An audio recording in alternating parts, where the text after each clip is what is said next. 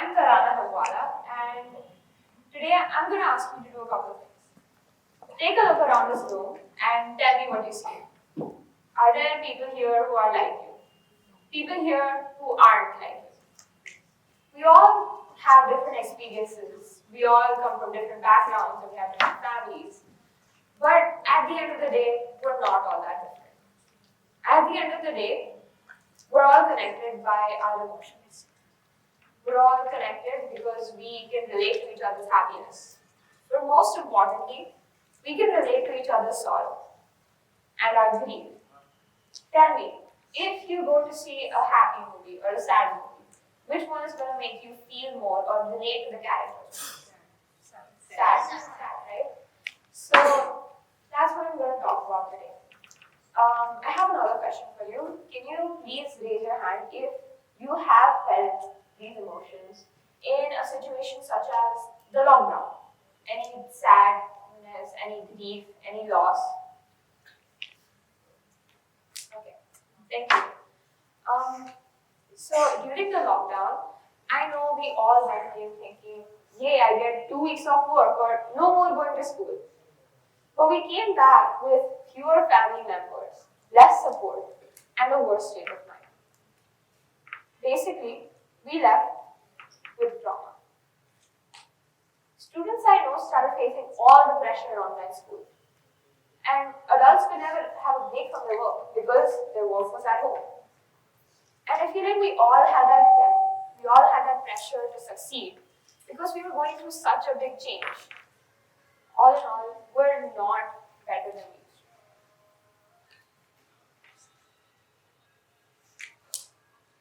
Here's my story.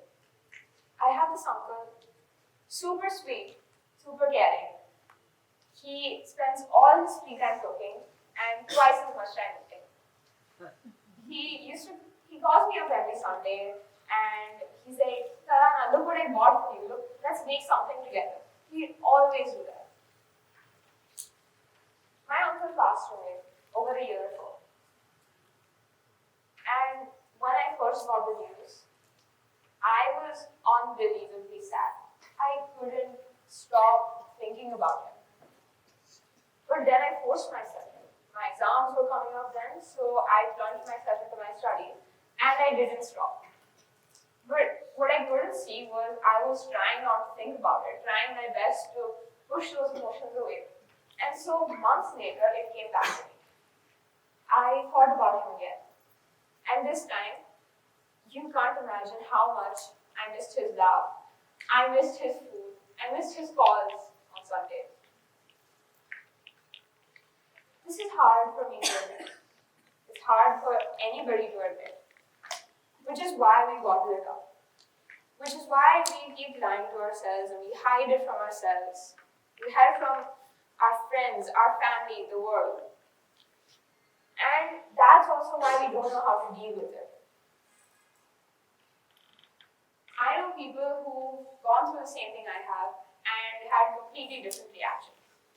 While I tried to cope with it by not thinking about my emotions, others cried every day. There's no one right way to do things, but if we don't deal with them, then we end up worse for wear. Like, I know we all get upset sometimes. Like, you have a bad day at work or school, you had a test or something, and you got bad marks.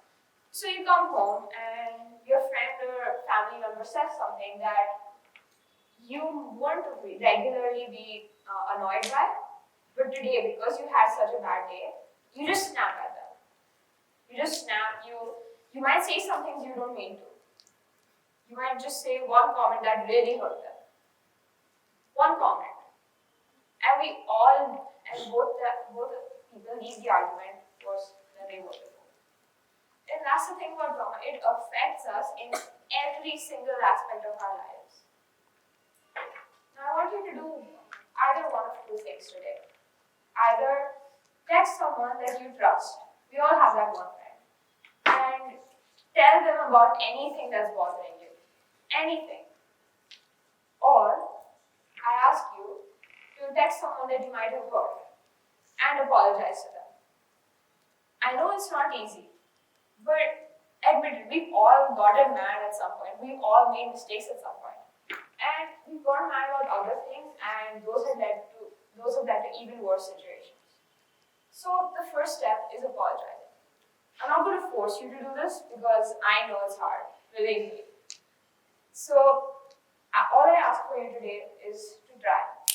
Try, and we'll be one step closer to overcoming our trauma. Thank you.